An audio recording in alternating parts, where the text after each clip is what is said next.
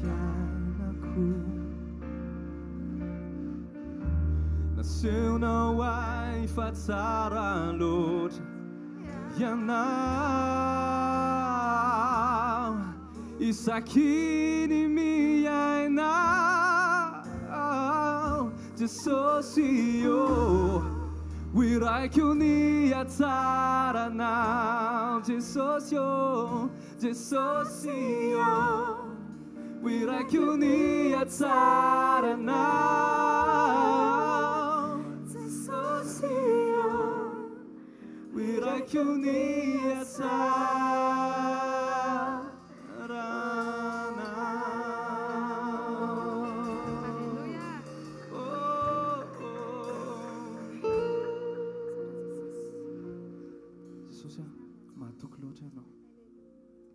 Ianao Jesosy tsy miovy izany. Ianao Jesosy rehefa miteny dia tsy maintsy tanterahanao izay teneninao. Saotra Jesosy manome toky anay foana. Saotra Jesosy fa ianao mihitsy ilay toky. Loia, matoky loatra.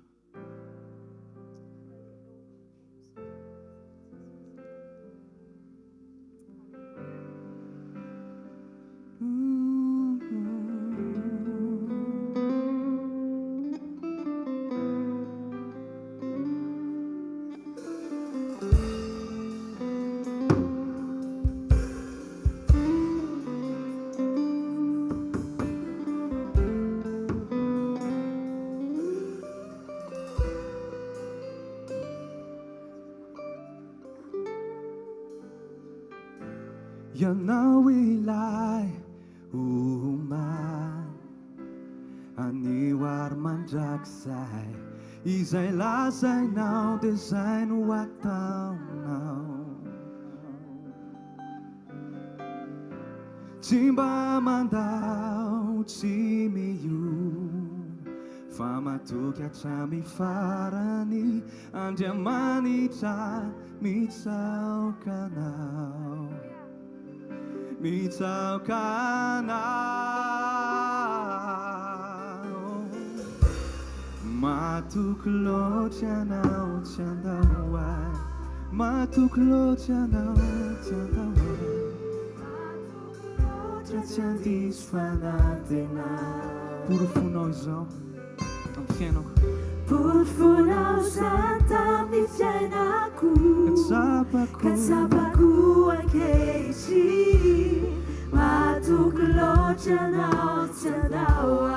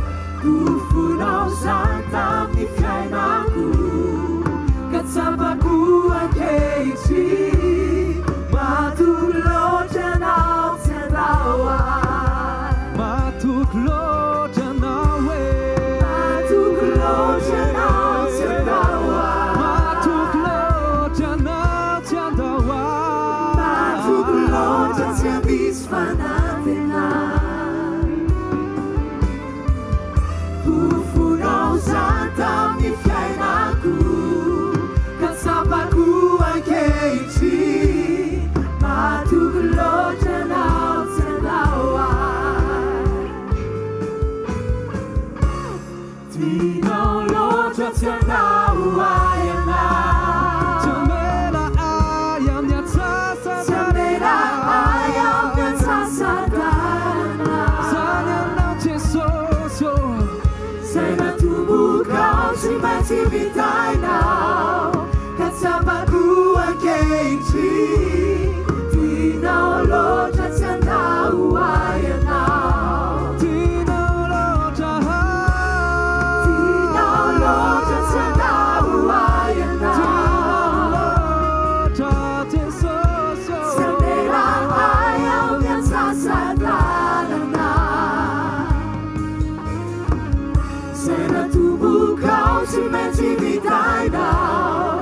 Kasabaku akeiti, tina oloja tena uaya now.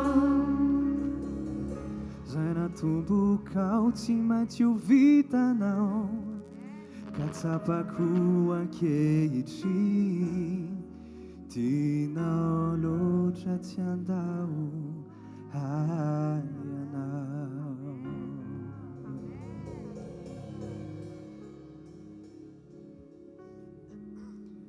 Tukianao teu amini fiainako. Sura Jesus. Nasceu não ai fatsar a luz. Yanao. Yisakini miainao. Jesus yo. Jesus yo. Wiraguni atsarana. Nazoe natukianao teo fiainako Jesus. Natukianao teo amini fiainako. Nasceu não ai fatsar a luz. Yana. Isakini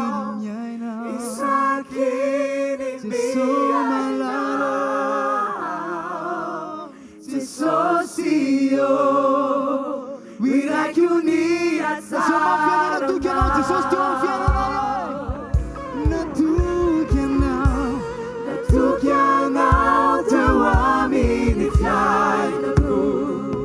Nasceu não ai fatsar a luz.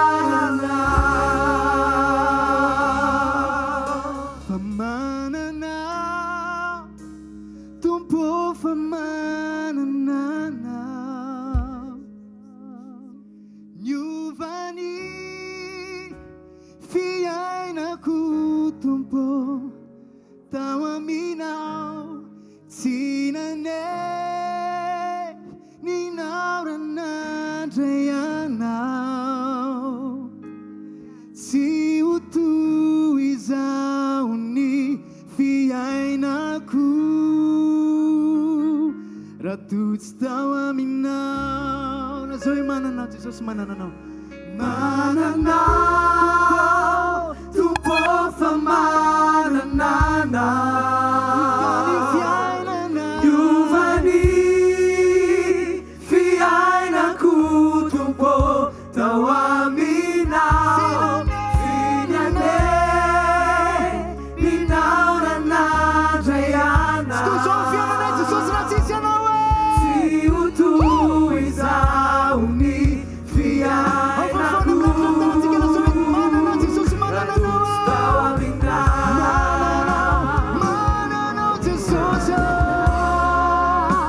Tu pofa mananana.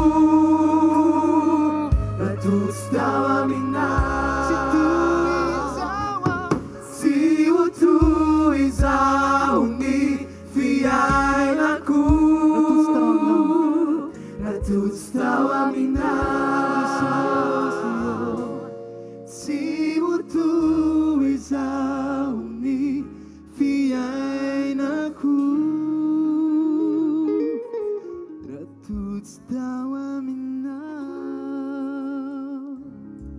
misaotra betsaka Jesosy a sambatra izay manana anao ary ilaza izay androany hoe ianao rery ihany no Andriamanitra ay ianao hatrany mbola tomponay Jesosy a tsy misy afa-tsy ianao Jesosy a ianao le hatramin'izay ka ho mandrakizay dia ilaza Jesosy androany ianao rery ihany hatramin'ny farany Jesosy Jesosy ihany Jesosy hatrany tsy ho foana ny fanantenako fa eo ianao miaino ireo fitarainako mampahery ahy mba hiadanako Jesosy vatolampy eriko Jesosy ihany Jesosy ihany Jesosy hatrany tsy foana ny fanantenana Jesosy fa manana anao zay tsy ho foana ny fanantenako fa eo ianao miaino ireo fitarainako mampahery ahy mba hiadanako Jesosy vatolampy Zoma Fanontronana Jesosy hatrany Jesosy ihany Jesosy hatrany tsy ho foana ny fanantenako fa eo ianao miaino ireo fitarainako mampahery ahy mba hiadanako Jesosy vatolampy eriko Jesosy ihany Jesosy hatrany tsy ho foana ny fanantenako fa eo ianao miaino ireo fitarainako mampahery ahy mba hiadanako Jesosy vatolampy eriko miaino ireo fitarainako mampahery ahy mba hiadanako Jesosy vatolampy eriko Alleluia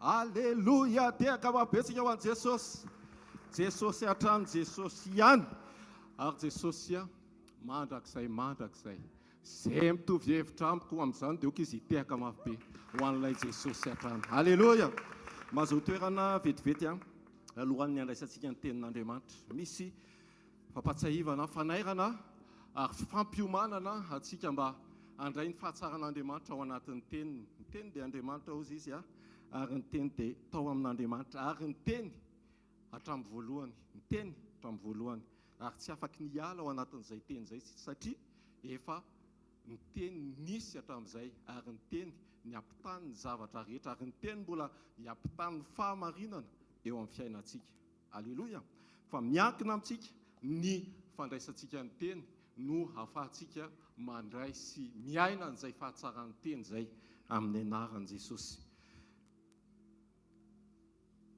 hoy ny amin'ny Samuela voalohany toko 7:1 hoe ary Jehovah niantso azy indray hoe ry Samuela dia ny fo Samuela ka nakao amin'ny ely ary nanao hoe ity aho fa niantso ahy ianao fa hoy izy tsy niantso aho anaka andeha mandriany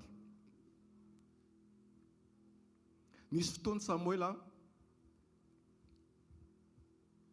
teo amin'ny fiainany ny teny Jehovah fa tsy nampahafantarina azy hoe Jehovah no miteny raha tsy teo i Ely nampahafantatra azy hoe Jehovah no miantso anao ary raha tsy teo ny fahalemem-panahy Samuela anaiky hanokatra ny sofiny ka anaiky izay taridalan'ny Ely dia tsy nahafantatra izy hoe Jehovah no miteny ianao eto a tsy hoe tsy mahafantatra an' Jehova fa mbola misy dingana na misy ampahany tsy ahafantaranao an' Jehova fa noho ny amin'ny teniny dia afaky ny alala bebe kokoa an'Andriamanitra tsika na ny amin'ny fiainana na ny amin'ny sitrapony raha tsy mivonona sy manaiky ho tonga manetry tena hanokatra ny sofintsika iaino a ny tenin'Andriamanitra tahaka ny Samuela tao amin'ny Ely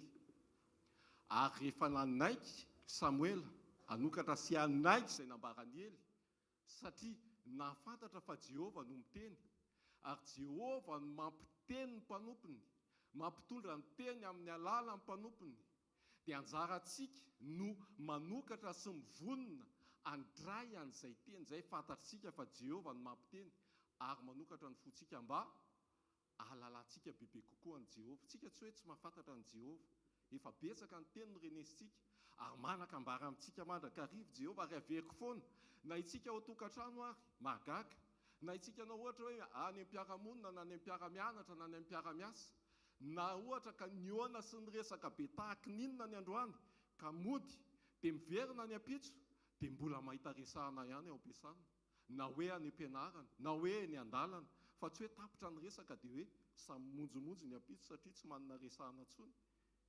Na isika aza manana an'izany fahafahana izany, manana ny fahatsaran'Andriamanitra, Andriamanitra ihany koa dia manana an'izay etaeta iresaka sy ifampiresaka amintsika izay. Ary matetika tsy hoe resaka miverimberina ohatrany hoe efa tamin'ny herinandro lasa no ifampiresahana fa misy zava-baovao foana. Misy zava-baovao foana afaka ifampiresahana na ny mpivady na ny mpiasa na ny mpiara-dalana na ny mpiara-monina. Tahak'izay koa Andriamanitra mampahafantatra ny tenany amin'ny alalan'ny teniny ary misy zava-baovao mandrakarivo. Ary tsy fe fotsiny hoe mampahafantatra ny tenany izy fa mampahafantatra ny sitrapony mba hiainana, izay mba lalana, izay le fahamarinana, izay le tokony izorana mba hiatohan'ny ampitso no amin'ny mandrak'izay eo amin'ny fiainantsika. Amen. Samuela nanokatra ny fony, nanaiky ihany koa hiaino eo anatrehan'Andriamanitra, eo anatrehan'i Jehova, niaino ny antsony ary namaly ny antsony. Fa tsy niziriziry sy nienahena na ihany koa hoe tsy mino an'izany fa iza koa nisy an'izany fa feo zao ny reko, tsisy olona eo, tsisy miantso, tsy ianao fa nanokatra ny fony ho amin'ny fahamarinana. Mino aho fanokatra ny fonao ianao amin'ny fahamarinana ary handray ny fahatsaran'Andriamanitra amin'ny alalan'ny teniny. Amen. Ary izay indrindra nafahany Davida tamin'ny fotoana nisy amin'ny Batseba, rehefa nanokatra ny fony sy nanaiky ampanetretena hiaino any Natana fa tsy niziriziry amin'ny mahampanjaka azy na niziriziry amin'ny manam-pahefana azy fa nanokatra ny fony dia tonga nanitsy ny diany ary tonga tamin'ny fotoana anankiray tonga teo amin'ny fibebahana. Tao amin'ny Samuela faharoa toko faharoa ambin'ny folo andininy fahatelo ambin'ny folo amin'ny anaran'i Jesosy. Dia ho Davida tamin'ny Natana efa nanota tamin'i Jehova, miverina sy niaiky teo anatrehan'i Jehova fa tsy niziriziry tamin'izay mety fahadisoana nisy rehefa nanaiky ny sokatra sy niaino ny fananaran'Andriamanitra tamin'ny alalan'ny mpanompony, tamin'ny alalan'ilay mpaminany, dia tonga nanokatra sy nahatsapa ny fahadisoana, nanokatra ny masony tao anatiny. Inona ny fahadisoana? Teo anatrehan'Andriamanitra. Tsika amin'ny fiainana mety hoe amin'ny fahazaran-dratsy, amina fiainana sesiky ny teritery andavanandro dia ohatrany mety hoe tsy mihevitra na tsy misaina fa mila amin'ny fotoana anankiray tahaka ny amin'ny fotoana tahaka izao, tahaka ny amin'ny fotoana izay mety hanapahanao hevitra ihany koa hiresaka amin'Andriamanitra, hidy ao amin'ny hevitra dia manokatra ny fonao sy ny mombanao rehetra mivavaka amin'Andriamanitra, ampatsiarovana sy ampahafantarana ny tsy mety eo amin'ny fiainanao ka ahafahako ihany koa manitsy ny lalako, ny fisainako, ny fijeriko, ny fievitro araka ny sitrapon'Andriamanitra. Amen. Vonina ve ianao hanokatra ny fonao? Vonina ve ianao hanokatra ny sofinao ho amin'ny teny?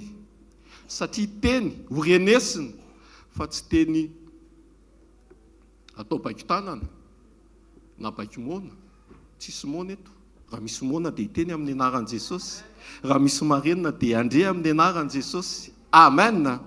Ndao tsika hitsangana ary aneho ny fahavononantsika tahaka ny Samuela, tahaka ny Davida amin'ny fotoana anankiray dia nanokatra ny fony tonga amin'ny fanetretena, amin'ny fiaikena fa Andriamanitra ilay tompon'ny fahamarinana.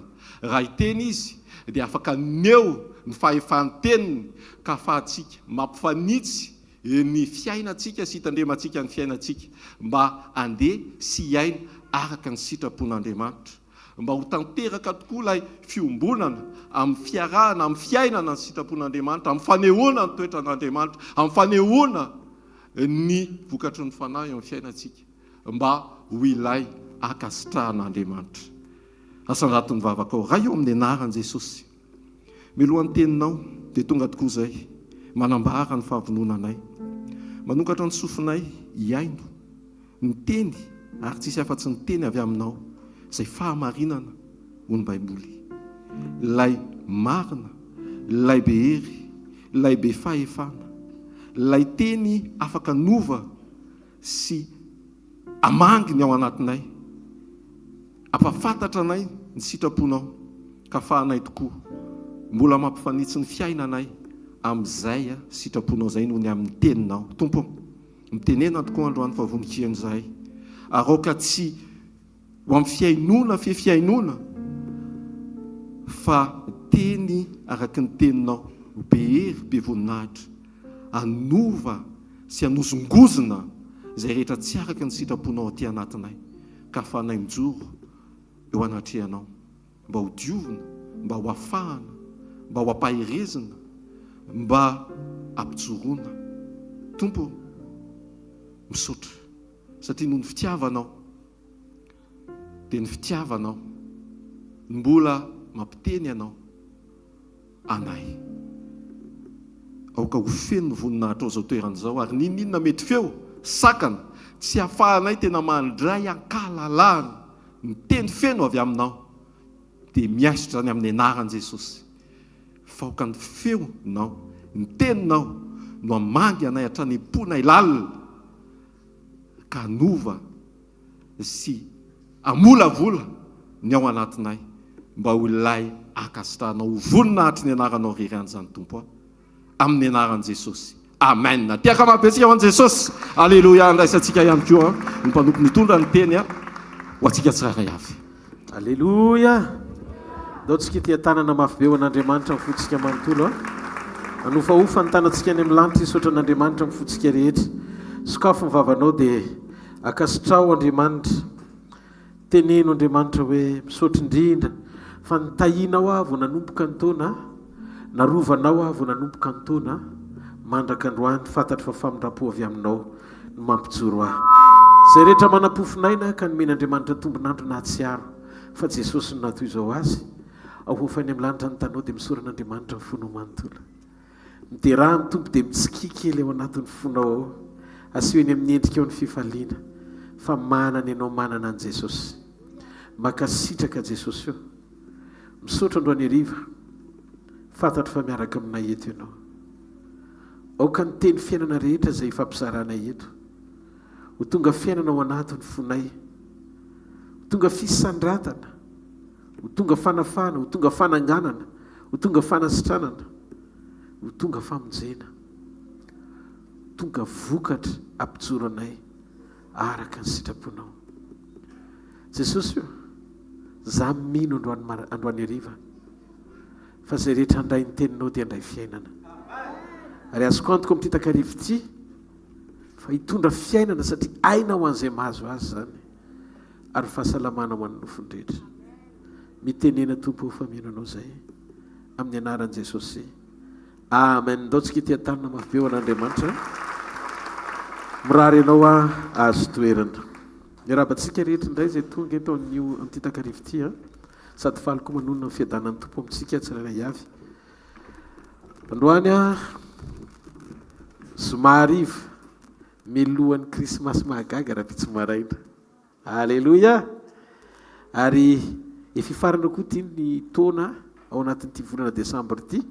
Efa hiditra tsika amin'ny 5 Desambra, tsy ho ela efatra rapitso mo telo am'roapolo 23 rapitso 23 rapitso a andro vitsy sisa dia ho tonga amin'ny farany taona mahafantatrao ve fa nanomboka tamin'ny janoary mandrakandroany a dia nisy famindrapon'Andriamanitra nampijoro anao ohatra zao tsy heritsika natanjatsika na tsika natao hoe olona marina sy mendrika indrindra fa nisy famindrapo teo amin'ny fiainantsika matombola toy izao tsika dia faly a miarabanao a tratra zao farany zao indray a amin'ny anaran'i Jesosy amen. Ny isan'androtsika dia taom-baovao lava isaky ny fomaraino dia taom-baovao ary zao a fotoana akatoky ny fiverenan'ny tompo midika fa isan'androtsika dia manisa ny androtsika isaky ny fomaraintsika dia mahatsiary hoe maraina mpamindrapondray androany ary andro anankiray tsy miverina ao anatin'ny isan'andro izay andehanantsika ny andro anankiray tombonandro men'Andriamanitra antsika maro ny teo amin'ny toerantsika androany fa maninona ny mbola isika no eto tsy hoe fanaperana le tsika velonaina androany fa tombotsoa ny miaina kosa ahafahanao mbola mandray fanapaka-hevitra tsara anitsy ny fiainanao anitsy ny fisainanao anitsy ny ao anatin'ny fonao a hifanaraka amin'ny sitrapon'Andriamanitra tsara mitoro teny toko fito andin'ny fahavalo a io ny teny aoza raiko androany hoe tsara ny faran'ny raharaha noho ny andohany tsara ny maharo-po a noho ny miavonavo-panahy aleloia ao amin'io ka toko faraiky ambin'ny folo andiny voalohany katry ny andiny faharoa Jesosy rehefa mivavaka nampianatra ny mpianany hivavaka dia zao no nataony hoe rainay izay any an-danitra ho amasinina ane ny anaranao raha rehefa mivavaka nareo izy dia zao atao rainay izay any an-danitra ho amasinina ane ny anaranao ho tonga ane ny fanjakanao rehefa nangataka ny mpianatra hoe mpampianatra mampianarana hivavaka dia taitra ny mpianatra satria Jesosy nyteny hoe rainay izay any an-danitra taloha ny mpianatra ny hevitra fa mpanompo fotsiny izy tsy fantany hoe afaky ny ho tonga ray ny Andriamanitra fanidina naka ny endriky ny nofo Andriamanitra tao hoe Jesosy mba aneho eo amin'ny olombelona fa Andriamanitra dia tonga amonjy azy tamin'ny alalany nanyrahany zanany latokana atonga an'izay rehetra mino an' Jesosy tsy ho very fa nina fiainana mandrakizay tsika zany alohan'ny hivavaka zay ny tiany Jesosy hotenenina dia mila tsika manontany tena hoe zanak'Andriamanitra ve a satria anao tsy hiresaka amin'Andriamanitra fotsiny amin'ny maha-Andriamanitra azy fa tahaka ny zanaka hiantsony rainy ianao tsy hoe rery nakamboty etỳ tany tsy hoe voary tsotra ianao fa zanak'Andriamanitra ianao ianao tsy voafetra etao tany zany fa manana ray eny an-danitra ary ozy Andriamanitra hoe ozy Jesosy hoe io rainao izay ny an-danitra io dia manam-pahefana amin'ny zavatra rehetra satria amboniny zao rehetra zao izy ary tompo sy mpamorona ny zavatra rehetra manjaka ao an-danitra izy ary mitoetra ao an-danitra ny seza fiandrianany ary izy nahary zao rehetra zao nanita maso na ny tsy hita maso ka ninina fahasarotana rehetra sy zava-manahirana anao reto amboniny ty tany ity a dia ozy izy Jesosy antsoa iony izy dia ho valiny ianao ary anehoany zava-mahagaga sary-patarina izay tsy fantatrao dika fa ny Andriamanitra io dia Andriamanitra mamaly ianao Andriamanitra miaino anao nandray tsika ty ametraka amin'izay fomba famalian'Andriamanitra arak'izay hieveratsika na fotoana na fisehoana na fomba fivavaka hoe ohatra zao ny formule vao miaino Andriamanitra tsia rehefa mahatsapa-teny ianao hoe zanaka ao miombona tsara amin'irainao dia izy anamora ny fahafahanao misitraka izay zavatra rehetra ilainao avy aminy izy raha teo no nylaza ao amin'ny Isaia toko fahatelo amby efapolo a ny andiny fahatelo ambin'ny folo Isaia toko fahatelo amby efapolo ny andiny fahatelo ambin'ny folo ina ny voalaza ny tenin'Andriamanitra ao zao ny voasoratra amin'ny anaran'i Jesosy Kristy avy any Nazareta Isaia toko fahatelo amby efapolo ny andiny fahatelo ambin'ny folo amin'ny anaran'i Jesosy eny hatramin'izany andro zany a izao no izy ary tsy misy harombaka amin'ny tanako miasa ka iza moa no asakana izany tiako fantatrao zany fa Andriamanitra rehefa miasa tsy misy masakana ary izy tsisy harombaka amin'ny tanany zany Andriamanitra tsy azon'ny olona resena lahatra anadino anao zany ary tsy misy olombelona eto amboniny tany na anankiray na iza ka afaka ilaza amin'Andriamanitra hoe ankalao ihanina fa tsy mety ny ataony na ohatr'izao fa amin'Andriamanitra na olona faran'izay ratsy azy dia mbola manantena Andriamanitra ny ovan'iny olona iny. Zany zao mahatonga be deaibe zao ny jiosy mety hoe tezitra tamin'ny Saoly tamin'izy nanenjika ny zanak'Israely ny sambotra ny kristianina. Fa zao nisy mivavaka ho an'ny Saoly, Stefanina no anarany. Rehefa toram-bato Stefanina ka nandohalika ho an'ny Saoly izy hoe aza ataonao elona ny Andriamanitra zao, dia hoy izy Andriamanitra manaporofo mpamelan-keloka mitsorana ny ty lehilahy ty mba ahafahako miasa eo amin'ny fiainany andatsako vainafo ao tapony lohany amerenana azy ho Paoly hitory ny filazantsara sy atateraka ny antom-pisiny. Betsaka amin'ireny olona eritreretina hoe ratsy mpandrava eny amoron-dalana ireny, olona manana anjara voatendry faran'izay tsara indrindra. Satria ry Paoly ireny natao hoe olona faran'izay nanenjika kristianina ary tsy noeritreretin'ny saina mihitsy hoe ho tonga mpino sy apôstôly ngezabe, fa ozy izy Jesosy fanaka voafidy hitondra ny anarako any amin'ny jentilesy izy. Ao amin'ny Jesosy Kristy tsy ny faratsiana hitantsika ety ivelana ny sakana tonga ny famonjena tsy ho tanteraka, fa ny zavatra andrasan'Andriamanitra amiko sy andrasan'Andriamanitra aminao ty loalika ty tsika ty hiforotra amin'ny fitiavana mba ahafahan'Andriamanitra mikasika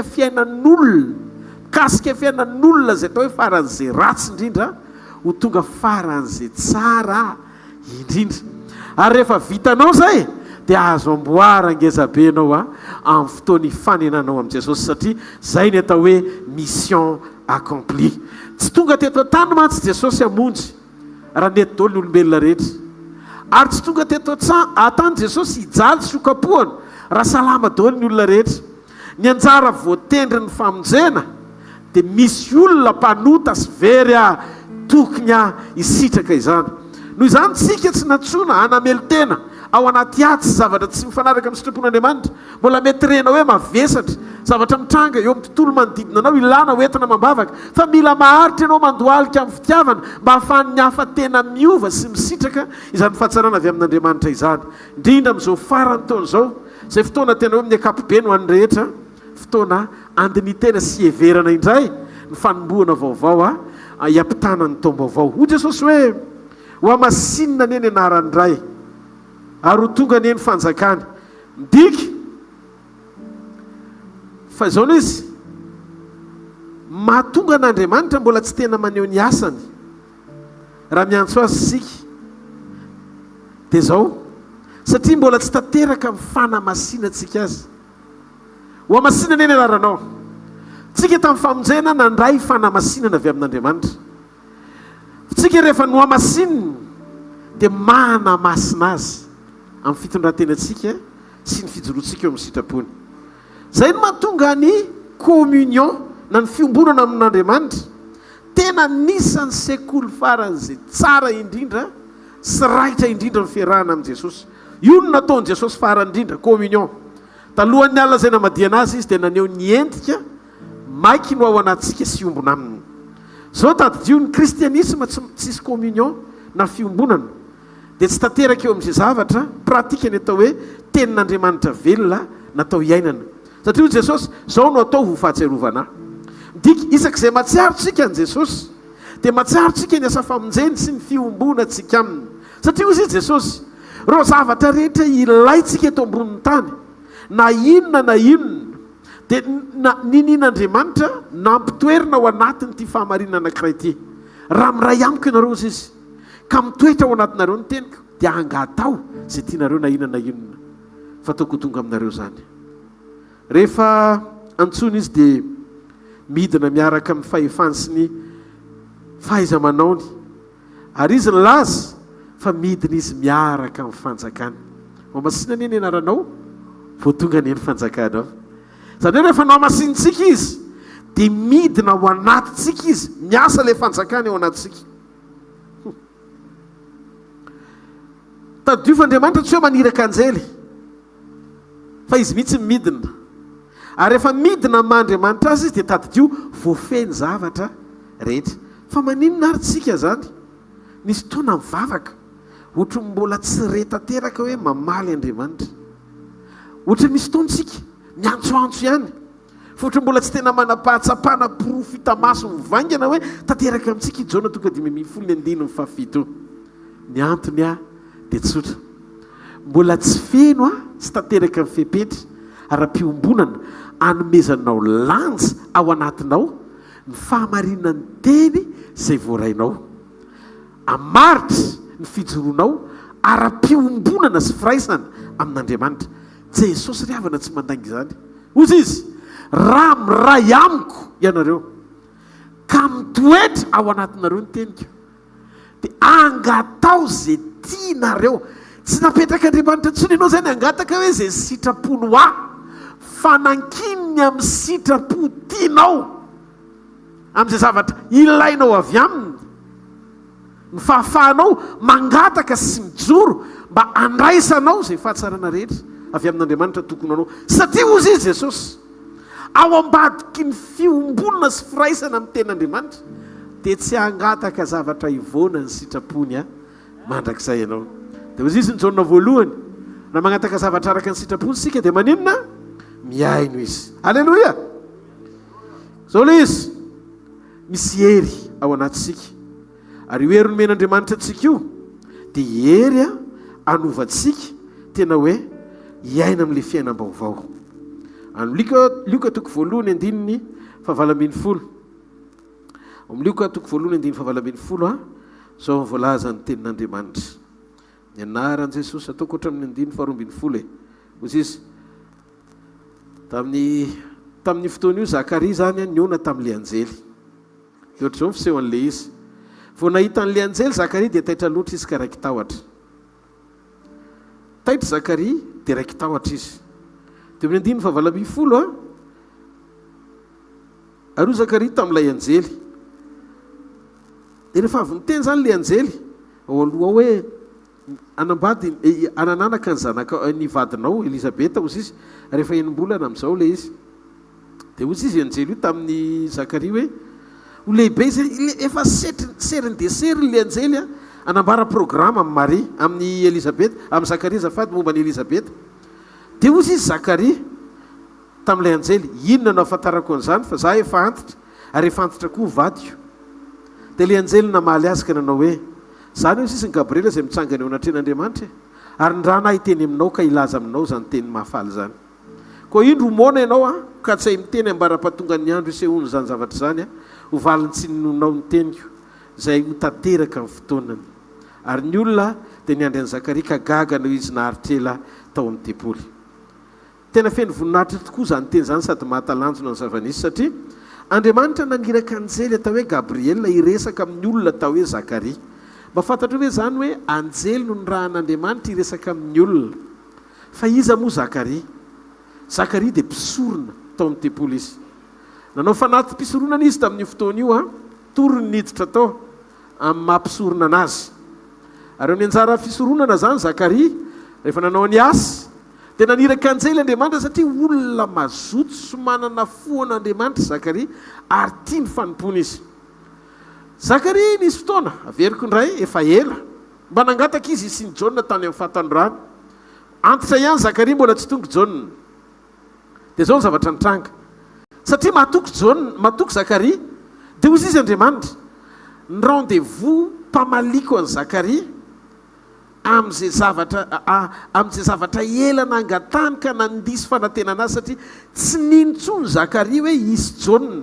Zany hoe efa nampionona ny fony izy hoe tsy ho sitrapon'Andriamanitra ho azy intsony angamba niteraka. Zay na tonga azy niteny tamin'ilay anjely no niteneniny ahoana koa ny alalako an'izany ozy izy inona koa no ahafantarako an'izany za efa antitra koa vadiko zany hoe tonga dia valibrangina be a no nomeny an'ilay anjely zany hoe ny fanantenana efa zéro. Mba fantatra hoe zany hoe ny fanantenana zéro. Misy olona zany mpisorona mavita mifamaly amin'ny anjely nefa ny zavatra nahavariana ny andininy faharoambin'ny folo tena hoe précis be mihitsy le izy. Taitra izy nahita an'ilay anjely sady nangovotra. Taitra izy natahatra. Midika an'izay tsy zavatra hoe fahita n'ilay izy na tokony ho izy a olona tokony mizatra ahita zavatra surnaturel izy satria matoa izy natao mpisorona hiditra ao amin'ny efitra masina indrindra tamin'izany anao ny asa anao ny fanatim-pisoronana dia olona tokony efa namaky ny tantara-piainan'ny Mosesy izy alala fa ao amin'ny toerana io mety isy apparition na vision tampoka fisehoana vision tampoka na fahitana mety isy zavatra ara-panahy zany na surnaturel ao amin'ny toerana io fa zavatra nahavarina amin'ny 120 niditra tao Zakaria tonga dia tsy nanam-po mihitsy hoe iona amin'ny anjely zany fa natahotra izy atorakovitra ozy ny 120 dia hitanareo ny zavatra mitranga zany a izy zany mazoto manompo fa tsy mba miomana ra-panahy izy hoe ndray androany izy fisehoana zavatra hitrangona tamin'ny alonresaka taminy izy baiboly hoe natahotra izy taitra loatra izy rehefa nyseho le fahitana vision napatahotra sy nanaitra any Zakaria pisorona izy rehefa nahita anjely nieritretra izy hoe angamba mety efa zatra loatra izy manao an'le asa dia tsy mba nisaina izy hoe izy zavatra hitranga tokoa raha tokony hoe tsy tokony hatahotra izy hahita anjely fa tokony hoe itsika izy hitan'le anjely tena misaotra anao Andriamanitra fa tonga ihany ny fotoana mba nahita ohatry ny hitan'ireo olona rehetra tany aloha ahako dia re anjely nyresaka taminy tena nyresaka Zakaria zao ny zavatra ho ataon'Andriamanitra aminao a ozy izy hoe zao Gabriel zay mitsangana eo anatrehan'Andriamanitra dia zany miteny aminao a an'ity fahamarinany ity hiteraka vadinao a aza matahotra ianao Zakaria fa efa nohenonana mifangatahanao efa nohenonana mifangatahanao misy fangatahana zany nangatahantsika ela be mety sy mbola mety tsy voarainao le izy mandraka androany tamin'le zavatra nirinao mba ho ataon'Andriamanitra tamin'izany fa te hanaitranao Andriamanitra te hirizo ny fanolora tena tsara ohatran'ny Zakaria sy Elizabeta fa nahatoky zareo ary mijoro foana Zakaria tsy nijangajanga Elizabeta tsy niodina fa samy mijoro sy naharitra izy mivady mandra-pahatanteraka izay zavatra rehetra nolazain'Andriamanitra taminy eto Andriamanitra ny teny hoe efa nohenona ozy izy efa nohenona zany hoe tamin'ny zareo nangataka mbola tany amin'ny 25 ans azy zany Andriamanitra ny efa nieno fa nivalian'Andriamanitra ihany izy nefa tany amin'ny fahanterana tsy nieritreretany intsony fa efa menopause Elizabeta vao nilaza le anjely zay tonga nidina nanambara taminy fa zay vavaka nangatahany tamin'izany efa nohenona fa amin'ny fotoana mahaliana azy androany zanangatsy Maria amen nao an'Andriamanitra Andriamanitra zany dia manana ny fotoam-pamaliny fa tsy tian'Andriamanitra ianao anakina ny fotoam-pamalian'Andriamanitra anao amin'izay fomba tianao anerena azy amam-bavaka fa ho zavatra sy kantoka dia zao ny fefarana ny zavatra rehetra ny raharaha dia tsara lavitra noho ny nanomboana azy zay zavatra dia azoko antoka izay halleloia ahoana moa fisehoan'le izy nampitondra teny Andriamanitra nampitondra teny Andriamanitra an'le anjely ary io anjely Gabriel io rehefa niresaka tamin'ny Gabriel tamin'ny Zakaria dia ozy izy le anjely Gabriel tamin'ny Zakaria zao ozy izy lazaiko anao a reto zavatra ho ataon'Andriamanitra efa programa efa vita ary le izy tsy hoe koa hoe vao hiteraka ry zareo fa efa 6 mois le kibon'ny Elizabeta zany hoe misy valim-bavaka zany efa nataon'Andriamanitra fa ianao ny tsy mahatsiaro hoe efa niasa Andriamanitra fa amin'ny fotoana isehony aminao amaliny ianao mampatsiaro fotsiny izy fa efa vita le izy fa ianao mila manao aleloia fotsiny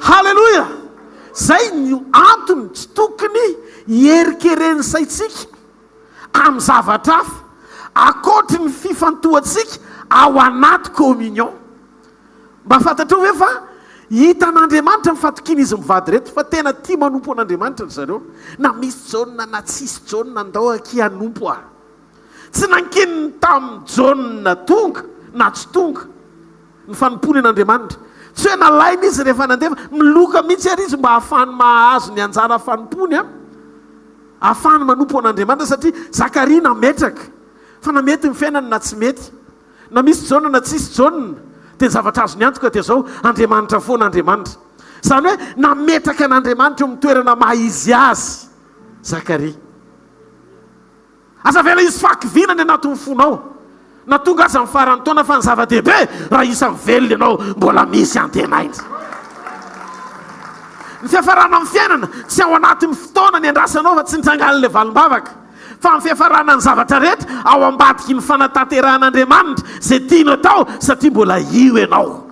Raha vita ny azona ny ainao tsy ho lasa tamin'ny taona 324 iny izay farana tsy ela dia vita an'Andriamanitra no mitahiry ireo zava-tsoa rehetra. Mbola tsy tanteraka nefa ao am-pon'Andriamanitra tia no tanterahany eo amin'ny fiainanao hatramin'ny farany. Noho izany aza avela anakana amin'ny fifaliana sy ny fisaoranao, tsy tena hoe any amin'ny hafanana tsara izay vokatra ny nandrasanao nefa mbola tsy tanteraka teo amin'ny fiainanao mandrakandroany. Andaontsika ity tanana mafy eo an'Andriamanitra any amin'izany. Halleloia. Fa tia misy zavatra anankiray nahavariana anahako.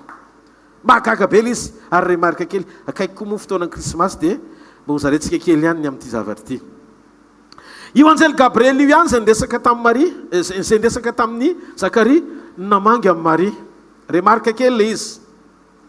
Mahagaga nefa dia zao, manino Maria tsy natahotra sy taitra tamin'ny fisehoan'ilay anjely fa ny presizeny zany hoe tena ny Maria ny tsara mihitsiny. Ny Maria ny tsara mihitsiny fa nahataitra ny Maria tsy ny fisehoan'ilay anjely, tsy ny fisehoan'ilay anjely fa ny teny izay nilazain'ilay anjely. Ndasa aloha ndasa aloha miala tsiny fa mitetenitra antsika samy mahery. Amen. Halleluia. So zany zavatra tiako ho lazaina aminareo hoe enoy ene aty daholo amin'izay maso mifantoka tsara, fantoka tsara. Halleluia. Enoy ene Zakaria ao amin'ny 2:12 ny fisehoan'ilay anjely, ny fisehoan'ilay anjely nahataitra azy. Taitra izy tamin'ny fisehoan'ilay anjely. Zay ny 2:12. Dasony hoe ary noho nahita an'ilay anjely Zakaria dia taitra loatra izy ka raiky tahotra. Maria indray par contre ny zavatra nitranga nahavariana dia zao, Maria tsy taitra tamin'ny fisehoan'ilay anjely. Fa inona nanaitra ny Maria? Le message na le afatra no entin'ilay anjely.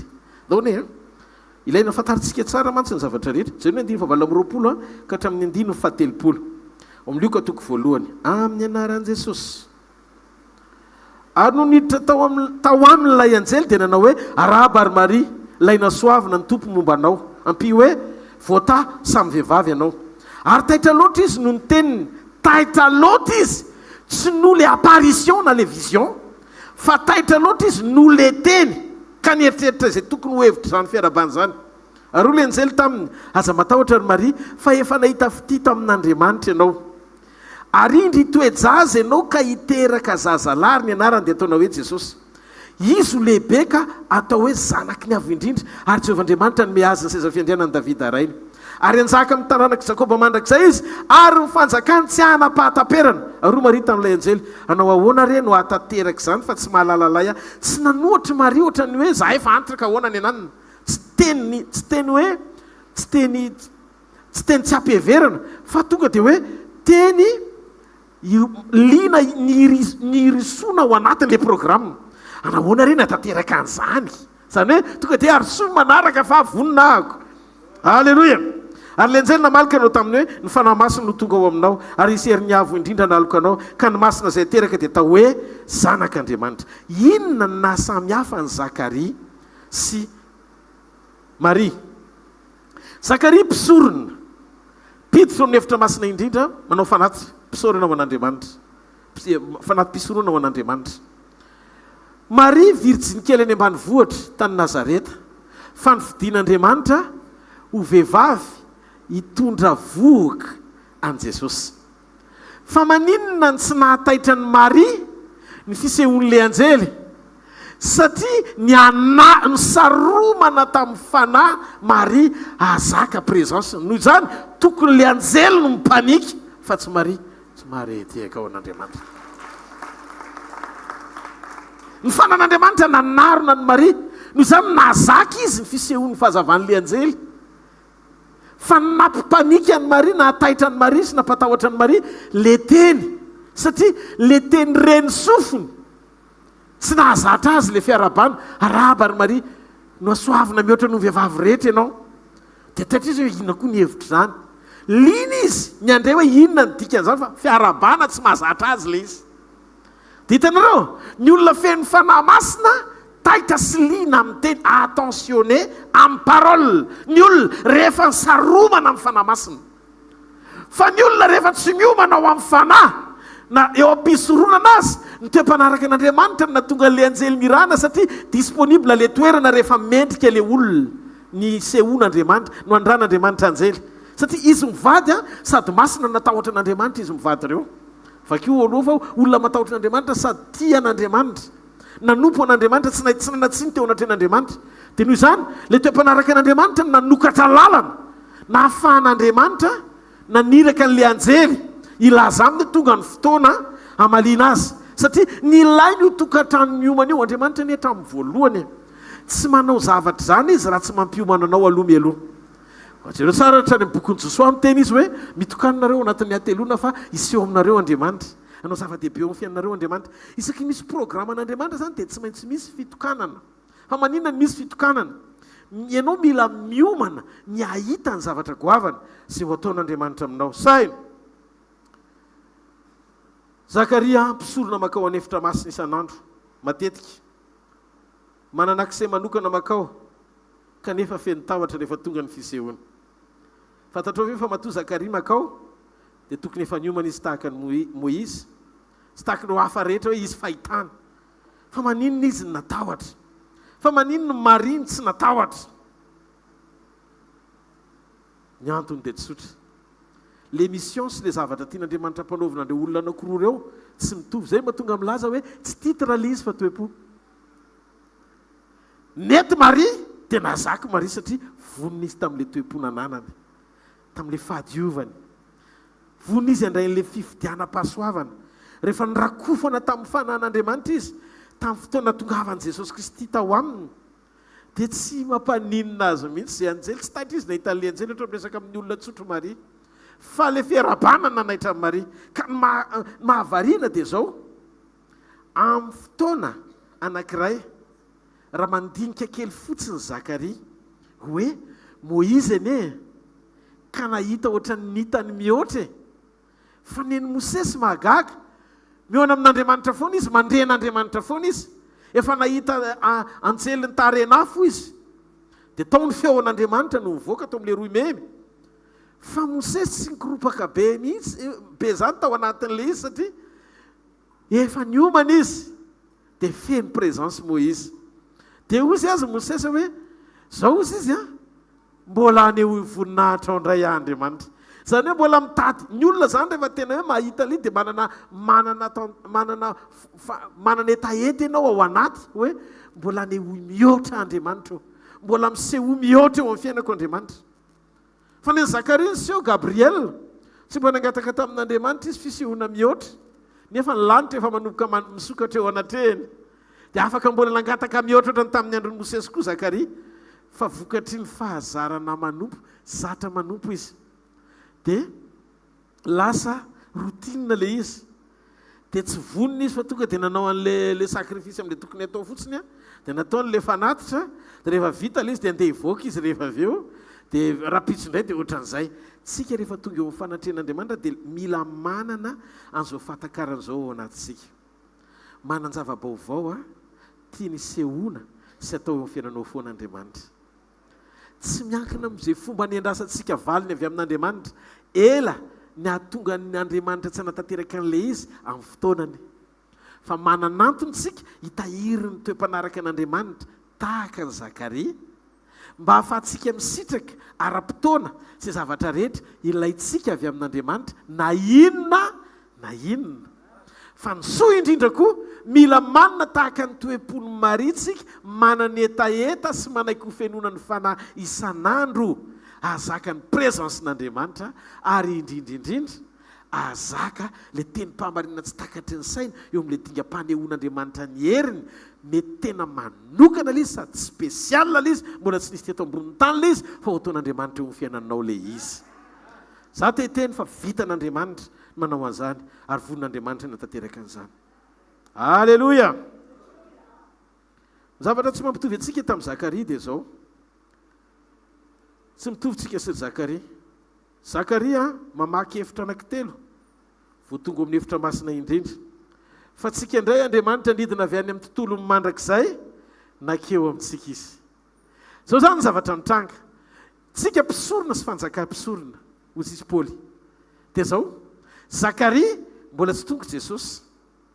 Fa talohany nahatongavan' Jesosy zao tao amin'ny testamenta taloha Zakaria matoa mbola niditra tao amin'ny hevitra masina indrindra nanao asa fisoronana. Zakaria tena no makao amin'ny hevitra masina indrindra mihoana amin'Andriamanitra. Zakaria makao amin'Andriamanitra. Fa amin'izao ny fanjakam-pisoronana tsy mitovy tamin'izany intsony. Andriamanitra makao anatintsika. Tsy mitovy ilay izy. Ianao zany manatombo lavitra. Zany hoe tsika zany tsy mila hoe mivavaka mba hahita anjely. Fa Kristy ao anatintsika tsy mahareteka ao an'Andriamanitra. Fanantenana ny voninahitra. Ny antony voninahitr'Andriamanitra amin'izao azo antenaina. Fa tsy hoe irina mba hiseho hita maso fa hiaina ny isan'andro amin'ny toem-panaraka an'Andriamanitra sy ao anaty communion. Tsy mahareteka ao an'Andriamanitra. Andriamanitra rehefa niseho na tamin'ny Mosesy na tany amin'ny testamenta taloha dia ny lamosiny nasehony. Fa amin'izao vanim-potoana eny antsika izao izay ilay taona amin'ny fahasoavana dia ny famindrapon'Andriamanitra ny eo amintsika mandrakariva mba ahafahantsika miverina aminy. Kanefa midika rehefa misitraka famindrapontsika dia jereo ny tsodrano nasain'Andriamanitra nampitondraina ny Arona ho an'ny zanak'Israely. Hampamirapiratra ny tavany aminao any izy ka hamindra fo aminao. Amen. Dikan'izay ianao tsy oro présence zany eo amin'ny fiainanao mandrakariva ny tavany amin'ny alalan'izy amin'ny alalan'i Jesosy Kristy. Nao ny antsika isaina kely ny finoany Abrahama. Ty zavatra anankiray ty no zaraiko dia amaranako. Genesis tonga 5:1-9 dia mahita ny tantaran'i Abrahama tsika nitaraina tamin'Andriamanitra. Andriamanitra mpanambe aty. Halleluia. Zay lazaiko aminao ny fiafarana ny zavatra rehetra hoa tsara foana no ny andohany. Fa tsika mila manana an'izao fantakaran'izao ao anaty amelona ny finoantsika. Velominy ao anatinao ny finoa ary ty fampahirezany ty androany melohan'ny fiafarana ny titony ty. Azoko antoka fa hiditra tsehatra mihitsy Andriamanitra amelombelona anao alohan'ny fiafarana ny taona fantatro mihitsy ay zao zany ny fahamarinana tian'Andriamanitra ho lazaina amiko mandritra ny ty taona 2023 zay farana Joely ty. Rehefa afaka izany dia tonga tamin'ny Abrahama ny teny Jehovah tamin'ny fahitanaka nanao hoe i Abrahama aza matahotra zanao pinganao sy valipity lehibe indrindra ho anao. Ary i Abrahama Jehovah Tompo inona no menao ahy fa izaho mandroso fanterana nefa tsy mananjanaka ary ny tompony ady Eliezer avy any Damaskosy. Ary koa i Abrahama indro za tsy nomenao faramandimby ka indro ny anankiray amin'ny ato an-tranoko ny andova ahy. Zany ny fiasan-tsainany ao. Ary indro ny teny Jehovah tonga taminy tsy andovanao zany fa zay terako ihany dia izy no andovanao.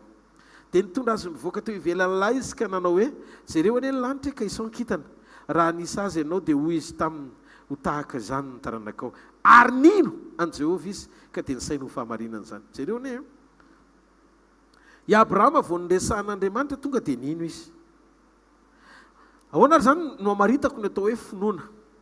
Ny atao hoe finoana dia ny fisintahan'ny fanantenana sy fatokiana ao anatinao miandry teny latsaka mba hetsika. Satria raha dinina izy mitaraina ohatrany hoe tsisy finoana mihitsy zany izy ary tsy nanam-panantenana. Efa miato an-tranoko zao andovanako fananana be dia be efa ho lasa za raha hiteraka zao dia hafa ny andova azy za tsy miteraka zao dia hafa ny andova azy. Teo izy Andriamanitra hoe non. Namaly Andriamanitra. Ohatra'ilay teny fikasana eto. Ianao zao miverina avy any dia tonga eto dia mety kivy ianao. Mandritry ny taona avy ohatran'izao ny zavatra rehetra tsy misy nandeha tsy hita mihitsy ny lalakale. Tôbila zao vaky pneu tsy ny zavatra rehetra ohatrany hoe laissez aller ohatr'izany. Ohatry mitabataba be ohatry mifanohatra amin'ny zavatra eritreretin'ny sainao ny zavatra hitany masonao. Inona ny problema ny Abrahama? Problema ny Abrahama tsy problema mpinoana fa problema nalay. Tanty tao anaty tante izy dia tsy nahita afa-tsy ny fanana ny selezera mpanampiny dia ozy izy Andriamanitra mivoay ianao tao sokafan'Andriamanitra kokoa ny vision ahita ny maha-illimité an'Andriamanitra jereo nkitana dia isao ohatran'ireo ny taranakao vo nisokatra ny masony tonga dia le finoana efa tao anatiny dia vo ny tena Andriamanitra tonga dia nitsahatra izy hoe zay zany izy ny finoana tsy hoe velona ao anatinao dia atonga anao anery amam-bavaka an'Andriamanitra aneo izay zavatra nylazaina fa ny finoana miteraka fahatokiana ao anatinao anam-panantenana tsy mety maty le afo alleloia amin'ny alalan'ny teniny Kristy izay voarainao isan'andro ozy izy ny teny Andriamanitra momba tonga folo 9:20 fa ny finoana dia avy amin'ny toriteny ary ny toriteny dia avy amin'ny teniny Kristy mety ohatranao i Abrahama ary nanao ohatranao io le ray mino jereo ny zavatra nitranga sy ny fitaraina fa voalatsaka ny tenin'Andriamanitra niova ny zavatra rehetra afaka venao androany mbola afaky ny laza na nisy zavatra hitany masonao na isy porofo-zavolombelona mbola tsy hitany masonao afaky ny teny venao dia ilaza hoe tena tsy maintsy mbola iasa Andriamanitra ary ianao ny ataony rehetra izy amin'izay fahatsarana mbola tsy hitany masoko eo amin'ny fiainako amen raha vao velona ao anatinao zay tsy mampaninona zay mbola tsy hitany masonao na zay mbola tsy nirenesin'ny sofinao akory na zay mbola tsy niditra tao am-ponizan'izy fa Andriamanitra efa manomana ny tsara lavitra ao anao satria ny zavatra tadiavin'Andriamanitra ny toe-ponao disponible alleluia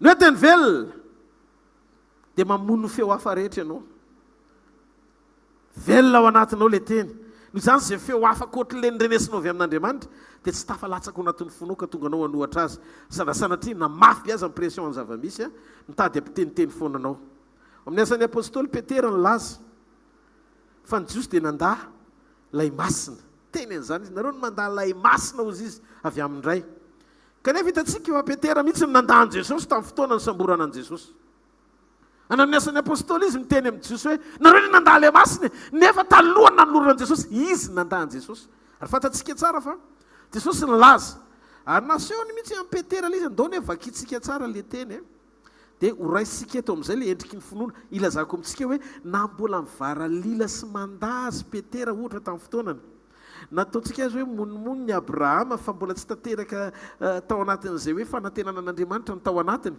dia zao tsy hoe maty akory ny finoana ao anatiny tsy maty le finoana ao anatiny ny finoana zany tsy azontsika faritana hoe be menimenina le olona be tabataba le olona fa etadamma ny finoana ao anatinao ao misy zavatra misy fifikirana amin'Andriamanitra sy fahatokiana tsy mety maty zay na mafy be aza ny onjany ety ivelany hitany masonao ka mitady topatopa be ny ranomasina eo amin'ny fiainana misy anao mitady andobo anao lioka toko faroa amby roapolo ny andao jerentsika vetivety ny andininy faraky amin'ny telopolo ka hatramin'ny andininy fa efatra amin'ny telopolo amin'ny anaran'i Jesosy aroy ny tompo tamin'ny Petera ry Simona indro Satana efa nilofo mitady anao anareo hokororoy ny toy ny vary dia jereo tsara nefa za nangataka ho anao mba tsy ho levona ny finoanao ary rehefa mibebaka ianao dia ampaherezo ny rahalanao diny fa telo amin'ny telopolo ary izy tamin'ny tompo vonona anaraka anao nao an-tranomaizina nao any fahafatesana azy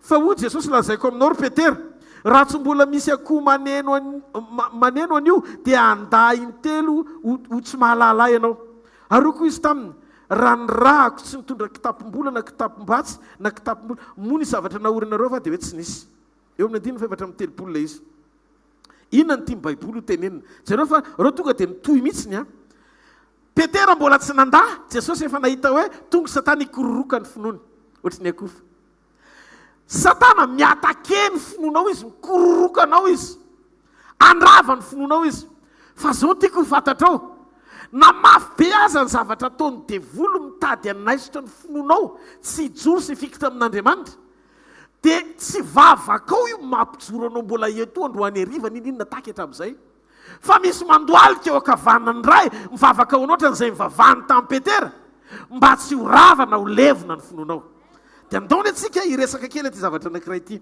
mahavariana be le izy taoriana ny tenenan'i Jesosy hoe ino satany ikoroka ny finoa zay ivavaka anao mba tsy olevina ny finoa tonga dia nandahan jesosy petera taotrany io zany jesosy efa nahita hoe andahazy petera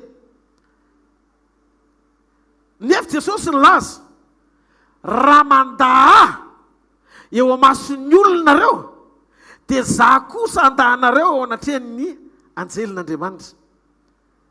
Dikan'izay zany olona tokony ho lavo ny petera raha ny attitude amin'ny petera fa nahavariana Jesosy tsy tonga dia maiky ny tsara andaha amin'ny petera fa miala neniny Jesosy mandohalika mba tsy hararaka amin'ny finoan'ny petera.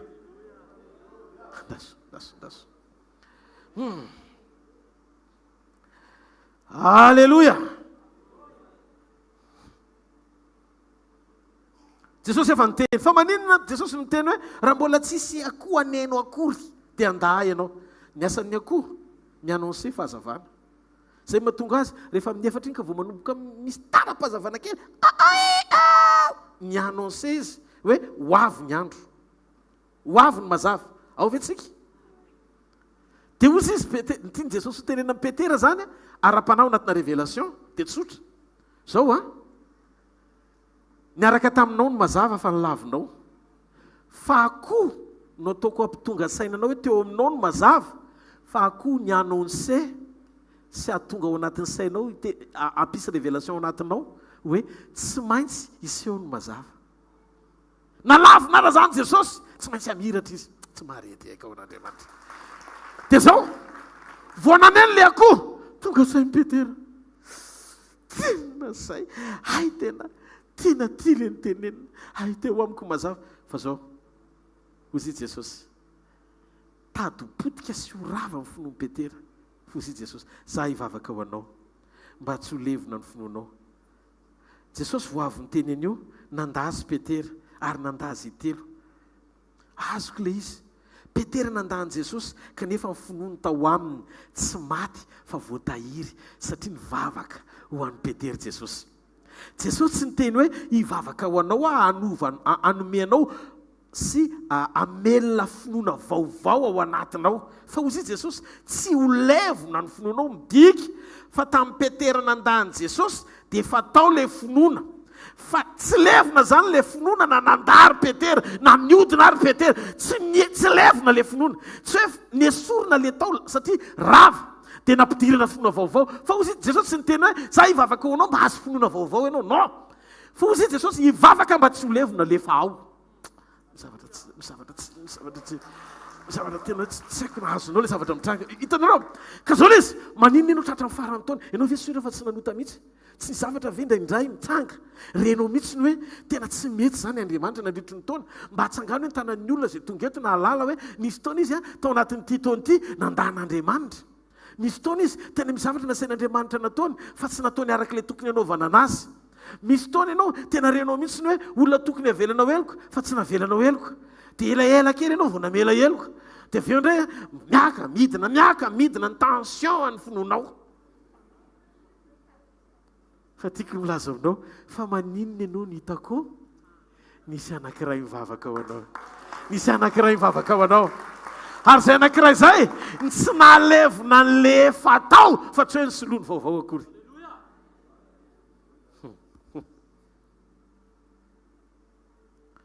Dia nanana finoana velona tao aminy izy zany hoe raha diky nanana finoana izy talohany nandavany an Jesosy ary tsy niovy ny finoana iny mandra-pahatonga amin'ny fotoana taoriny nandavany an Jesosy sy nanekeny an Jesosy indray. Zany hoe iny finoana iny zany tsy hoe novaina fa voatahiry satria Jesosy mivavaka ho anao. Zany ny antony hiderantsika an Jesosy tehiriziny ianao ary le finoana tsy hoe korava fa le finoana mbola ao ihany. Tadidinao ve hoe tamin'ny Jesosy niteny hoe raha mandahy ao anatrehan'ny olona ianao dia za koa nandahanao anatrehan'ny anjelin'Andriamanitra. Dia aveo indray Jesosy niteny hoe za mivavaka ho anao indray mba tsy ho levona ny finoanao. Sainy hoe Jesosy mivavaka ho anao na dia ho aza ny fahadisoanao na hoe raha ny zavatra tsy mety nataonao na nisy fotoana azy ianao impiry midaraboka dia mbola io Jesosy manarina foana. Tsy levona le finoana satria misy miazona. Dia zay mahatonga ny Hebreo milaza Jesosy izy le tompo sy mpanefa ny finoantsika. Izany ny finoana tsy miankina amin'ny hoe mandaa ianao na tsy mandaa. Tsy action no miazona ny finoana, tsy nataonao tsy mety na mety no miazona ny finoana, fa vavaka Jesosy no mitahiry ny finoantsika tsy ho levina. Ao anatinao anie zany misy finoana matory fa mila voaka fotsiny. Ary ny fahaveloman'io finoana io, sainy hoe rehefa niteny tamin'ny Abrahama Andriamanitra dia nino izy, nefa vao eo izy no nitaraina. Tao an-tranolay izy mitabataba be fa vao voaka izy nijery lanitra dia nino be. Dikan'izay manana problema na vision ianao. Zay no antony hitarihan'Andriamanitra anao ahita izay hitany momba anao. Mba hahatonga ny fonao tsy ho raraka fa hifanaraka amin'izay ho an-tsain'Andriamanitra sy izay ho ampon'Andriamanitra momba anao amin'ny mampahary anao azy. Zay mahatsara ny communion. Tsy afakanana an'izany fomba fijery zany ianao raha ohatra ka tsisy Andriamanitra miatika an'ireny karazan'olana faran'izay mahatsiravina mitady hararaka ny finoanao ireny. Saino fa mbola niandry elany Abrahama voatonga ny valiny amin'izay Isaka tadiaviny. Andriamanitra nefa efa jereo ny zavatra mitranga lazain'Andriamanitra. Tsy mbola misy tamingany Isaka akory tonga dia miroso makany amin'ny programa izy. Ary Andriamanitra tia miteny io lanitra io tia manambara ny farany zavatra hatramin'ny voalohany ary tia mizara ny zavatra izay mbola tsy nitranga akory. Zay mihitsy ny mahandriamanitra n'Andriamanitra. Zay ianao zay. Zay ianao zay. Ozy izy. Ozy izy. I Abrahama. Nandiny fa 7 ry nokatra amin'ny 7 ny taranakao dia ho andevo any amin'ny tany izay tsy azy. Kanefa ozy izy zao ho ampahorikisy tsaraiko izany firenena izany dia tondra fitahina mahatretrika izy sady toko mahita fitio mason'izany firenena izany. Ary namen'Andriamanitra mihitsy ny fetrany'ilay izy 400 taona ozy. Zany hoe Andriamanitra zany Isaka mbola tsy tonga akory ilay programa efa omeny. Zay mahatonga milaza aminao. Andriamanitra manantena vokatra amin'ny fotoana anasiny vo ao anatinao. Zay mahatonga famolavolana sy fanamboarana manandanja tsara lavitra noho ny fotoana isehoany fahavokarana. Azavaiko aminao. Novolavolaina aloha i Adama. Novolavolaina i Eva. Vity Adama dia vity Eva. Zay vao nitsodrano Andriamanitra hoe maharoa farany sy mahabetsah, manjaka sy manapa. Adama rery tsy nitsofony rano, fa vao nisy Eva nitsofony rano. Satria le famelona ao anatin'le fanamboarana no atateraka n'le tsodrano. Andriamanitra zany tsy miteny aloha raha tsy efa nahavita zavatra ao anatinao izy. Zavatra tsy azoko. Asana misavatra hoe azonao ve? Misavatra azonao ve le zavatra tiany Jesosy ho tenenina? Zany hoe Andriamanitra zany efa mikajy melohan'ny fotoana itenenany hoe zavatra efa misy ny zavatra lazainy. Ny kapasitena finoana ao anatinao tamin'ny nandraisanao an' Jesosy dia finoany Kristy. Misy vo ao. Zay mahatonga n'Andriamanitra tsy matahotra izy rehefa mandefanao anaty sedrana ady. Dia ozy izy John, zao ozy izy, ianareo efa naharesy an'io. Vita test ianao zany. Ao anaty famolavolana zany no vita test. Satria ozy izy, lehibe izay ao anatinao no izay zavatra atianao eny ivelany. Arangatsy marety eka ao an'Andriamanitra. Dia ndony antsika isaina vity Adama, vity Eva.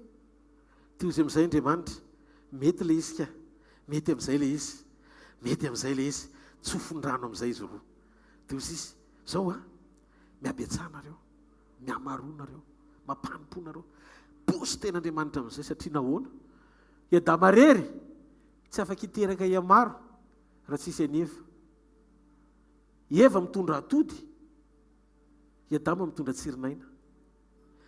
Ny semence any amin'ny Adama, fa ny tany mahavokatra ao amin'ny Eva. Noho izany rehefa feno ny fepetra ary sofina rano amin'izay. Hitanareo volavolainy, namboariny, nomaniny aloha vao teneniny. Ianao zany mila misaina fa matoa Andriamanitra zany miteny zavatra aminao raha milaza zany izy amin'ity taona ity hoe zao amin'ny fotoana dimampolo taona tsinona. Dia izy fa mitsorana vaovao mbola tsy hitanao mihitsy isehoko amin'ny alalanao.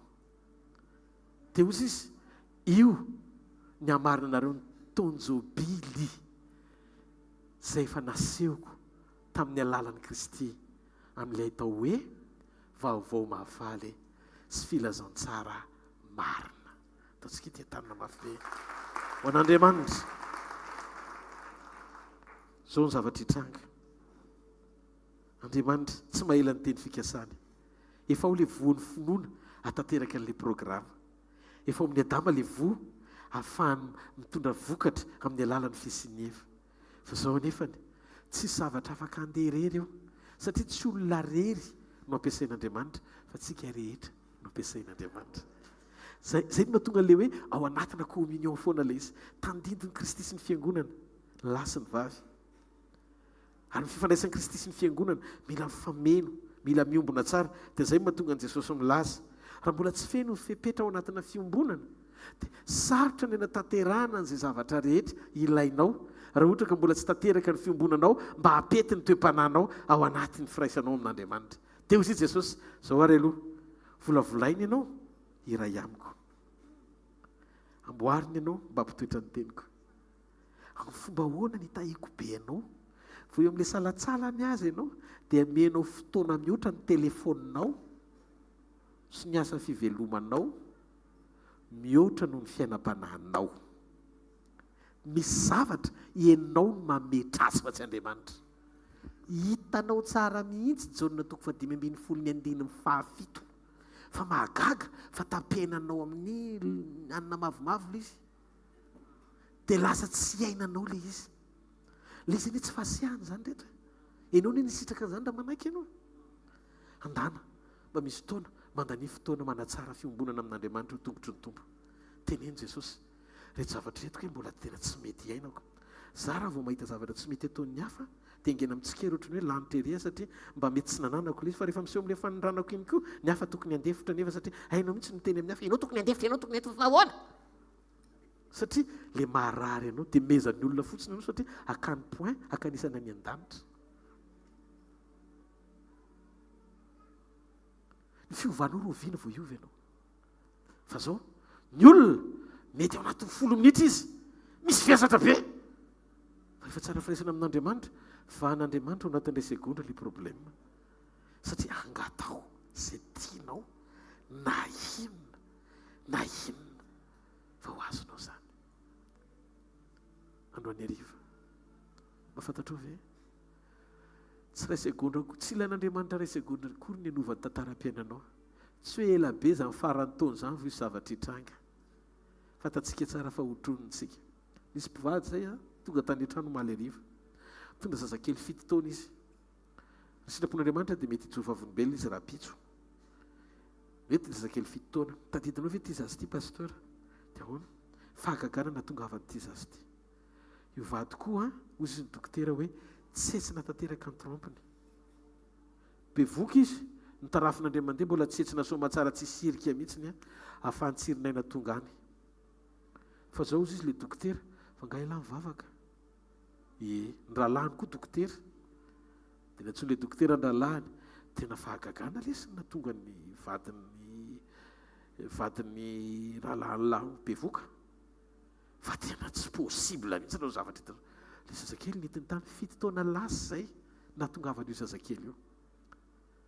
Dia zao vao tonga io zazakely io dia hoe diovina le trompy. Dia vao nidiovina dia zao no nataony izy mivady hoe alao amin'izao fa nivoady zany izy hoe hijoro vavolombelona. Dia tsy mivena nijoro vavolombelona fa hozy izy ny dokotera hoe madio tsara amin'izay dia efa mety. Nandeha 7 taona tsy isy zazakely na ray ary. Dia hozy izy miverina tany an-trano izy mivady ny teny, pastera tsy mahatoky izay fa kay tena tiany Jesosy le mijoro vavolombelona ny amin'ny zavatra efa nataony. Satria haingiray ianao raha ohatra ka tsy mijoro nefa mety misy hafa te andre le vavolombelonao. Nareo hoe be dia be zavatra nataon'Andriamanitra taminareo. Fa maro amintsika eny indray menatra dia tsy mamerina voninahitra ny amin'Andriamanitra. Aza saromana ny fahatsara'Andriamanitra ka hidinao samy rery ho anao ao le izy nefa misy hafa toko. Za mety hoe toroteny zao eto androany manao amen nareo mahafinaritra be le teny fa mifiasana vavolombelona anankiray zay rabomby eny an-tampon-dohan'ny Satana mahatonga fifoazan'le finoana ao anaty hetsika anatenan'Andriamanitra hoe raha izany dia possible ankago. Raha nareo ohatra n'le olona manaraka eto moa izy fa ny États-Unis le ramatoa tratrana cancer any amin'ny taolany iray manontolo dia efa hodidiana ataony rehetrarehetra dia tsy fantatra fotsotsotro zao fa manaraka an'ilay fotoanantsika izy amin'ny FB dia nandehananao contrôle taitra be ilay dokotera ohatranaka izy atao ilay cancer tato atoato satana mieritreritra fa mafy tantely mangidy eo anatinao ohatrany tsy mikaretina na cellule cancéreuse na virus fa ho taitra izy satria hiditra tsehatra amin'ny alalan'ny teniny Andriamanitra anao opération dia mety teniny dia voly manao ary nakaiza ilay zavatra napetrako teto dia anao amaly hoe efa lany vitsika tsy mahareteaka ho an'Andriamanitra orakoraka mafy be ho an'Andriamanitra halleloia ka Andriamanitra ho voan'ny teniny manao zava-mahagaga mba fantatra anao ve rehefa maheno zavatra ohatr' izany ianao velombelona ny fononao velombelona ny fononao satria ianao mahatoky fa mananompo Andriamanitra velona ianao ataovy amainina moa tsika rehetra io tsisy olona ao ambany zany sao dia mieritreritra renao io hoe ianao farangisitra indrindra eto ambonin'ny tany lohany ianao fa tsy rambony rehefa ao anatinao Jesosy rehefa feno herin'Andriamanitra ianao tsy miankina amin'izay matoro ny ondam-bato ane Jakoby nahita lanitra misokatra fa tsy teny ambony kodoro confort tsy volamena ny liram-pandrinany vo nisokatra ny lanitra fa vato ny ondanany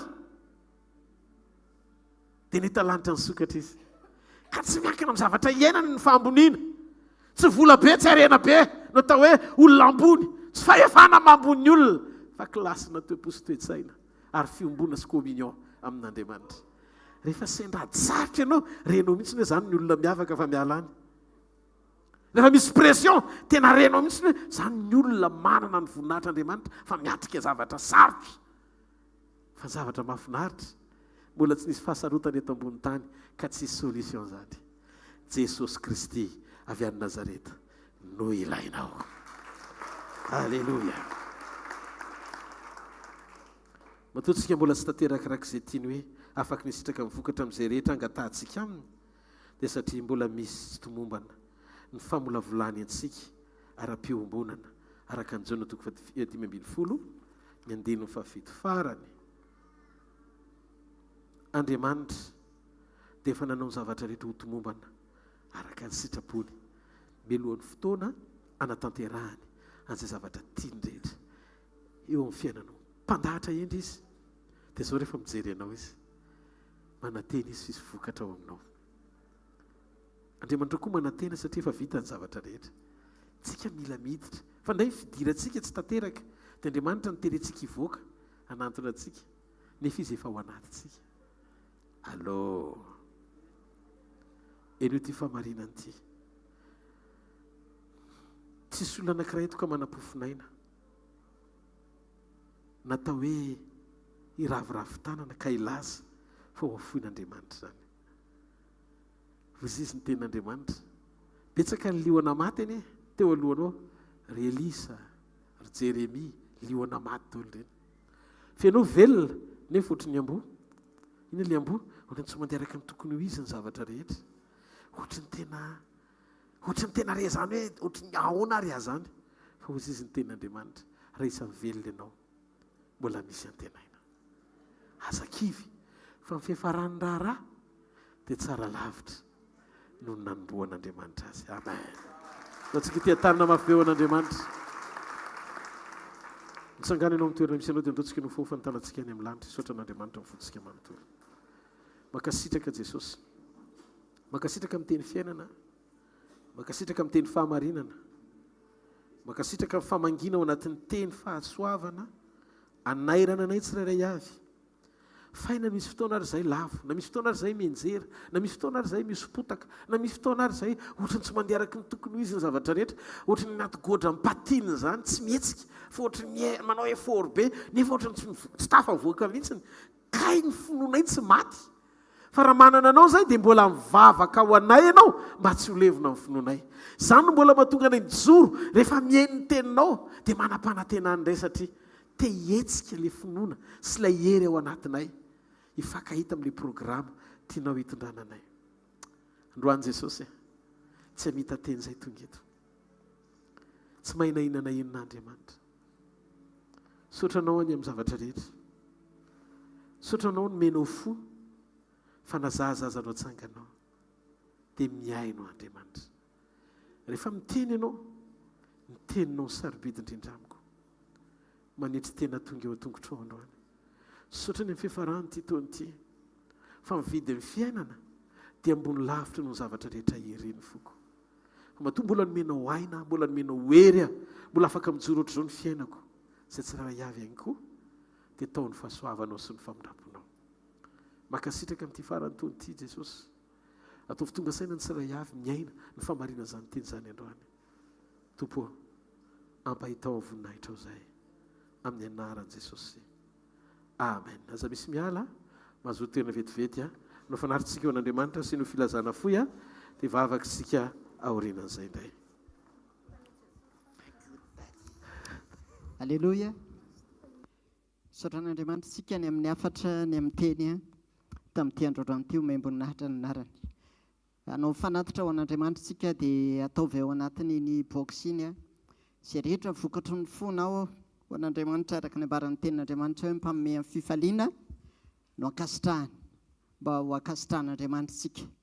Ny programantsika dia efa hainao rapitso manana programantsika miaraka amin'i Jesosy Krismasy mahagaga rapitso anasanantsika rehetra izany fotoana izany ary mino fa efa any ny anaranao dia ho avy ianao rapitso. Amen. Dia mino fa efa misy plan koa angamba mandeha any hoe aiza ilay toerana dia samy manaraka an'izay tsika fa dia miaraka mifalitsika manome voninahitra an'Andriamanitra ao anatin'izany ary tiana moa mbola mampatsiaro an-tsany hoe ny tanjona sy ny apetrakintsika koa ao anatin'izay fotoana rapitso krismasy mahagaga izay dia mba ahafahantsika miatrika ny fanohizana ny ezaka efa natao amin'ny centre hvkl dia tsika rehetra miaraka miombona ao anatin'izany voninahitr'Andriamanitra. Ankoatran'izay ny programantsika ny amin'ny herinandro dia latsinainy 25 décembre izay moa tsisy sekoly amin'ny latsinainy so ianao dia tonga ao fa ny talata sy ny alarobia no misy sekoly dia ohatr'izay koa ny amin'ny heriny ny amin'ny 1er janvier tsisy sekoly fa ny 2 sy 3 vao misy ny sekoly. Izany hoe ny talata sy ny larobia izany misy sekoly fa ny alatsinainy tsisy.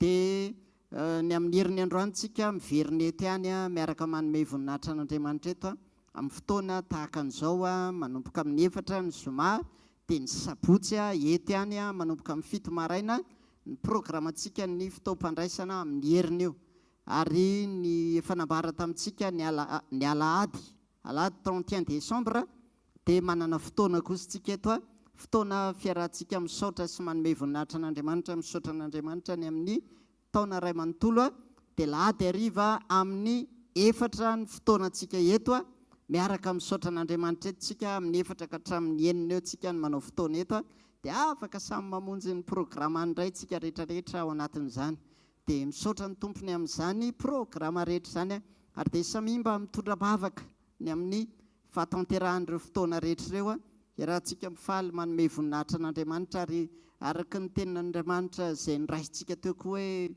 mbola manana fotoana be Andriamanitra mandra-pifarany ity taona ity. Alleloia. Mbola manana fotoana Andriamanitra afaka miditra tsehatra miasa eo amin'ny fiainantsika tsirairay avy ary zasy ianao koa manana fotoana andiny tena tsara mandra-patapitra ity taona ity hanomezantsika voninahitra an'Andriamanitra. Misaotra Jesosy tsika ny amin'izany programa rehetra izany dia manasanao hitsangana. Injiro ny tananao dia atao hivavaka ao amin'ny fanatitra itsika. Raha masina amin'ny anaran'i Jesosy makasitraka ny amin'ny fahafahanay mijoro mitondra amin'ny fanatitra eto anatrehanao. Misaotra ny amin'ny fitahinao ny fanambinanao ny tsirairay avy. Ary miverina izay manome voninahitra anao amin'ny fanatitra amin'ity androany ity. Mba hakasitrao izay rehetra netiny tsirairay avy indray tamin'ity androany ity vokatry ny fony natolotra anao indray tamin'ny androany. Ary mba mifakasitrahanao ny tena ilainay Andriamanitra satria tsy mijery ny abetsaky ny zavatra nentinay ianao fa ny fonay nijery anao. Fa kosa Jesosy ny ao anatinay manontolo ty akasitraka anao tamin'izay rehetra nataonao, ny fitondrahanao, ny fihevitrao te hisaotra sy akasitraka anao manokana izay. Ary mba akasitrao izany fanatitra nentina izany androany. Misaotra ny amin'ny tsirairay avy izay nijoro nitondra ny fanatitra teto anatrehanao, ny ampahafolo-karena, ny sakrifisy, ianao no maimboninahitra mandrakizay. Makasitraka ny amin'ny fitiavanao, anao voninahitra amin'ny anaran'i Jesosy. Amen. Andao tehaka mafy tsika voninahitra Andriamanitra. Loia firy aloha faly androany dao ity tanana mafy be ho antompo raha pitso any tena fotoana spesial aiza moa le toerany oazis espace ambomanambola oazis le izy krismasy magago manomboka amin'ny firy moa fananiko mihitsy le amin'ny sivy tongavitsika amin'ny sivy a mariana fa tena ho an'i jesosy io fotoana io fantatsika tsara fa manantsika ezaka ataony amin'ny centre zay ny antony isin'le fahafahana mety afaka mifanampy koa tsika amin'izay mety hoe mbo olona afaka manatanteraka manampy ny namany a dia manao an'izany mikitsiposy fitiavana satria zay mampiraitam-po atsika ho an'ny asan'Andriamanitra zany tsisy ho an'ny olona zany na raim-bilanja azy ho an'i jesosy daholy a zay rehetra azo eo ndao itiatanana mafy be ao fisotra fanjakan'Andriamanitra sy ny fandrosoana zany hitanareo misy fotoantsika nandray soronetona nandray tsy eto tampoka ndray fahary dia amonomboka zao zany tsika dia lasa tsy hitan'ny olona tsony anganareo tary hay eotrapokanao langazao ary indray ohatr'izay zany a mila amboarina ny fotoana ao amina toerana anankiray dia zay manana vision na vina tsara hoe anina toerana manokana ao atsika dia manana fotsika mba anatanteraka an'izany mikitsopoa sy fitiavana ihany koa mandeha n'Andriamanitra androany a ninina vesatra rehetra nandritra nyity tony ity apetrao amin'ny fonao ny tananao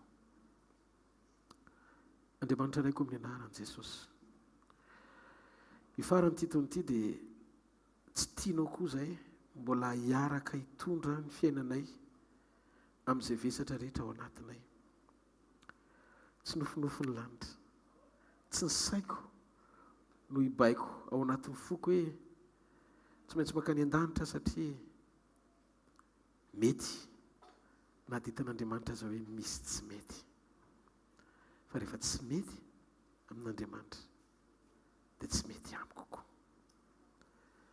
mivavaka ho anao androany dia mivavaka ho ako hiasa ny fanan'Andriamanitra ndio atsika ninona ota rehetra ninona vesatra rehetra mbola nety ny ainanao hatramin'izay ka hatramin'izao a mivavaka mba hongotan'Andriamanitra zany tsy anaketsana mpahifanao anatinao tsofoka rano ianao ambinina sy ho salama amin'ny zavatra rehetra tahaka izay nambinina ny fiainam-pananao ihany koa ambarako amin'ny anaran'i Jesosy fa na ratra-po na vesatra na alahelo raisiko ny ran'i Jesosy raisitsika tsara avy ny ran'i Jesosy andeho atsika ho afaka amin'izany tononoko ny fibebanao fa tanteraka zato isan-jato anatrean'Andriamanitra raha neno ny trompetra isokatra ny mahatsika dia ahita sy fanatrika amintsika na amin'ora Jesosy tsy fantatra akory tsy ho isika rehetra zany na ray aza raha neno ny trompetra satria ao anaty fiambenana tsara ianao mijoro mitandrina tsara ao anatin'ny fonao sy ny sainao sy ny fananao ray manontolo